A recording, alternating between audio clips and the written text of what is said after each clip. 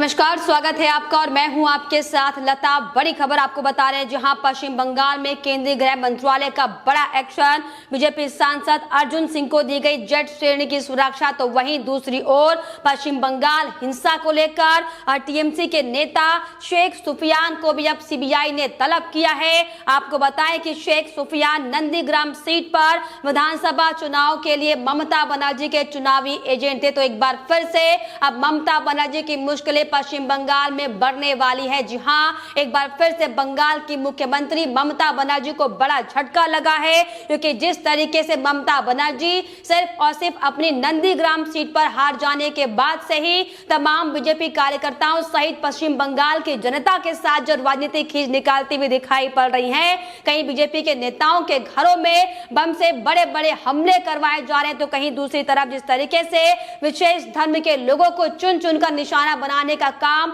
पश्चिम बंगाल में टीएमसी की ओर से किया जा रहा है। अब इन तमाम मुद्दों को लेकर केंद्रीय गृह मंत्रालय की ओर से साफ तौर पर इसमें नजर रखी जा रही है, और इसीलिए अब यह बड़ी वजह है कि जो बीजेपी सांसद अर्जुन सिंह, जिनके घर में हाल ही में टीएमसी के गुंडों की ओर से बम धमाका किया गया था, उनको जेड श्रेणी की सुरक्षा देने का फैसला केंद्रीय गृह मंत्रालय की ओर से किया गया है। जी हां, हालांकि इसको लेकर गृह मंत्रालय ने 13 सितंबर को ही पूरा आदेश जारी कर दिया था, क्योंकि जिस तरीके से अर्जुन सिंह के घर पर बार बार टीएमसी के नेताओं के हमले किए जा रहे हैं, ये साफ तौर पर बीजेपी के कार्यकर्ताओं की सुरक्षा पर सेंध लगाने का काम ममता बनर्जी और उनके गुंडे लगातार लंबे समय से कर रहे हैं। और इसीलिए अब बीजेपी नेताओं की सुरक्षा को देखते हुए केंद्रीय गृह मंत्रालय की ओर से बड़ा एक्शन लिया गया है। जी हां, आपको बताएं कि अभी हाल ही में तमाम रिपोर्ट भी हमने आपको दिखाई थी कि किस तरीके से बीजेपी नेता,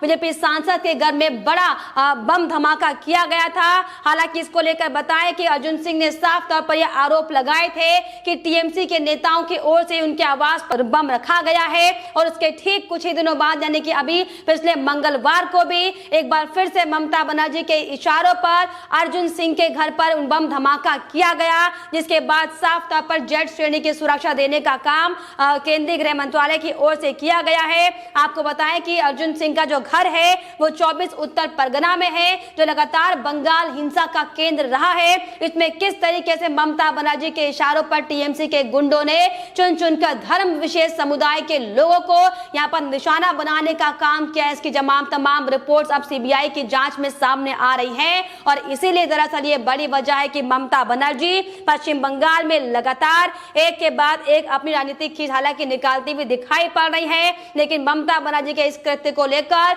अर्जुन सिंह ने भी टीएमसी के गुंडों के खिलाफ शिकायत साफ तौर पर दर्ज की है, और ये मांग की है कि जो टीएमसी के गुंडे बार बार अर्जुन सिंह को निशाना बनाने का काम कर रहे हैं, इस पर संज्ञान लिया जाए और उन नेताओं के खिलाफ कठोर से कठोर कार्रवाई करने का काम किया जाए। जी हां, अभी हाल ही में भी मंगलवार को अर्जुन सिंह के घर पर बम का धमाका किया गया था, जिसको लेकर साफ तौर पर अर्जुन सिंह का बयान भी हमने देखा था। उन्होंने ये कहा था कि आज मेरी संपत्ति के बाहर दूसरा बम हमला किया गया है। पश्चिम बंगाल सरकार एनआईए को चुनौती बार बार दे रही है, डर का माहौल बनाने की बंगाल में कोशिश की जा रही है। एनआईए को जांच करनी चाहिए कि आखिर कैसे इतने विस्फोटक हमले बार बार पश्चिम बंगाल में किए जा रहे हैं। और इसको लेकर हालांकि मैंने एक एफआईआर भी ममता बनर्जी के गुंडों के खिलाफ दर्ज कराई है। जी हां, और आपको बताएं कि ये कोई पहला मामला नहीं था, इसके पहले भी विधानसभा चुनाव से पहले अर्जुन सिंह के घर पर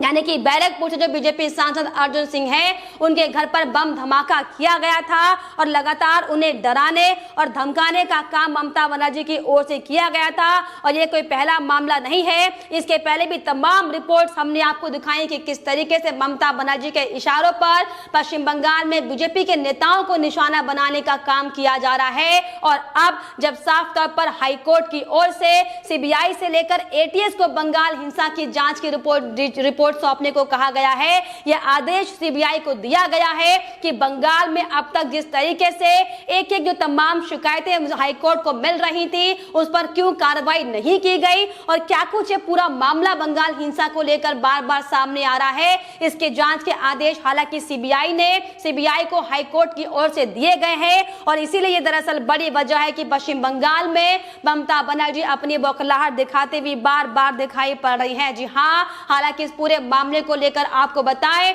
कि हाईकोर्ट से लेकर सुप्रीम कोर्ट भी ममता बनर्जी को कड़ी फटकार लगा चुका है और जिस तरीके से पूरे बंगाल हिंसा के मामले को लेकर सीबीआई जांचबीन कर रहा है, तो इसी कड़ी में अब बंगाल हिंसा मामले में सीबीआई ने टीएमसी के एक और नेता शेख सुफियान को भी अब तलब किया है और एक और एफआईआर इस पूरे मामले को लेकर दर्ज की गई है। आपको दरअसल याद दिलाएं कि शेख सुफियान वही शख्स थे जिन्होंने नंदीग्राम में चुनावी एजेंट का मोर्चा संभाला था और ममता बनर्जी के लिए लगातार समर्थन करते हुए वहां पर दिखाई पड़े थे और किस तरीके से नंदीग्राम में एक के बाद एक जो तमाम हिंसक घटनाएं सामने आई थी उसमें सरासर पूरा हाथ यहाँ पर टीएमसी के नेता शेख सुफियान का था और जिस तरीके से पश्चिम बंगाल में नतीजों के बाद जो बीजेपी कार्यकर्ता की हत्या हुई थी, हत्या के मामले को लेकर ही देवव्रत महती की जो हत्या वहां पर पश्चिम बंगाल में की गई थी, इस पूरे मामले को लेकर साफ तौर पर शेख सुफियान को अब सीबीआई की ओर से हालांकि तलब किया गया है,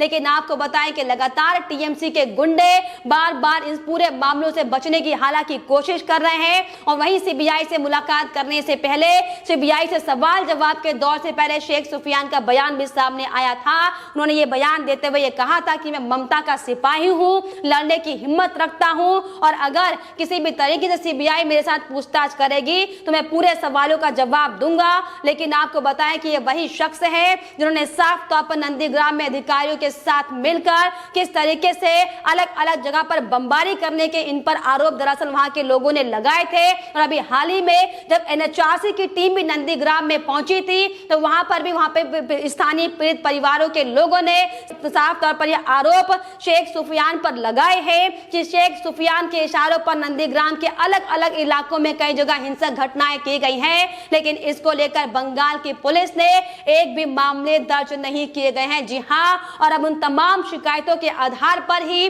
साफ तौर पर सीबीआई ने शेख सुफियान को तलब करने का काम किया है। ये दरअसल बड़ी वजह है कि लगातार ममता बनर्जी जो पिछले कई महीनों से बंगाल में हिंसक का तांडव मचाती हुई दिखाई पड़ रही है, अब किस तरीके से उनके एक एक मंत्री पर लगातार जो गाज गिर रही है और इसीलिए दरअसल ममता बनर्जी ने हाईकोर्ट की ओर से सीबीआई को जांच का फैसला जो दिया था उसको लेकर सुप्रीम कोर्ट ने भी चुनौती देने का काम किया। लेकिन चाहे ममता बनर्जी लाख कोशिश कर ले, पश्चिम बंगाल में अब उनकी उल्टी गिनती शुरू हो चुकी है और यही दरअसल बड़ी वजह है कि अब एक बार फिर से अपनी राजनीतिक खींच निकालने के चक्कर में बीजेपी के नेताओं को प्रताड़ित करने का काम किया जा रहा है। लगातार अपना तानाशाह दिखाते हुए एक के बाद एक बीजेपी के नेताओं पर जानलेवा हमला करने का काम ममता बनर्जी के इशारों पर पश्चिम बंगाल में किया जा रहा है। लेकिन साफ तौर पर जिस तरीके से एक के बाद एक तमाम सबूत ममता बनर्जी के खिलाफ सामने आ रहे हैं और अब तक जिस तरीके से सीबीआई ने अपने जांच को लेकर 35 से ज्यादा आप सोचे कि मामले इस पूरे हिंसा को लेकर दर्ज किए हैं, जिसमें साफ तौर पर यह सामने आ चुका है कि दरअसल जो लगातार ममता बनर्जी बंगाल में हो रही हिंसा को नजरअंदाज करती दिखाई पड़ रही थी, वो सिर्फ और सिर्फ एक ढोंग था, वो सिर्फ और सिर्फ बहाना था खुद को बचाने के लिए और खुद के मंत्री को बचाने के लिए। लेकिन अब जब बड़ी बड़ी जांच एजेंसियों ने ममता बनर्जी को लेकर खुलासा कर दिया कि पश्चिम बंगाल में सिर्फ और सिर्फ क्रूर शासन चल रहा है और तनाशा लगातार पश्चिम बंगाल में दिखाई पड़ रहा है, दरअसल बड़ी वजह थी कि हाई कोर्ट को भी साफ तौर पर इसमें सख्त रुख अपनाना पड़ा और पश्चिम बंगाल में आ रही एक के बाद एक तमाम हिंसा की शिकायतों के बाद सीबीआई से लेकर एटीएस को यह पूरा मामला सौंपना पड़ा है। और इसी कड़ी में अब जिस तरीके से साफ तौर पर 2 मई को बीजेपी की कैडर नेता जो थी देवव्रत महती की हत्या के खिलाफ अब ये शेख सुफियान को भी तलब करने का काम सीबीआई ने किया है, जिसके बाद ये कहना लाजमी होगा कि अब पश्चिम बंगाल में ममता बनर्जी की मुश्किलें बढ़ने वाली हैं। जी हां, जिस तरीके से ममता बनर्जी लगातार भवानीपुर सीट जीतने का सपना देख रही हैं, एक के बाद एक तमाम राजनीतिक दांव पे ममता बनर्जी की ओर से अपनाने की कोशिश की जा रही है, लेकिन ममता बनर्जी के सारे दांव पेच अब फेल होने वाले हैं, क्योंकि भवानीपुर से जिस तरीके से बीजेपी की ओर से प्रियंका टिब्रेवाल जो कि लगातार ममता के हिंसा के खिलाफ आवाज लंबे समय से उठाती आई है, उनको मैदान में खड़ा किया गया है। और इसीलिए ममता बनर्जी कभी लगातार मस्जिदों के चक्कर काट रही है, कभी मस्जिद में दुआ मांगती दिखाई पड़ी, लेकिन ममता बनर्जी के सारे सहानुभूति कार्ड और सारी जो पॉलिटिक्स ममता बनर्जी अब तक बंगाल में करती आई है वो पूरी तरीके से विफल होने वाली है। और इसीलिए ममता बनर्जी की अब मुश्किलें बढ़ी हुई हैं। जी हाँ, तो साफ तौर पर जिस तरीके से एक के बाद एक बड़े एक्शन अब केंद्रीय गृह मंत्रालय की ओर से पश्चिम बंगाल में बंगाल की हिंसक घटनाओं को लेकर लिए जा रहे हैं, यह साफ तौर पर माना जा रहा है कि ममता बनर्जी जो लगातार अपनी कुर्सी बचाने के चक्कर में एड़ी चोटी का जोर लगा रही हैं, उसके पहले ही ममता बनर्जी पर कड़ी कार्रवाई होगी।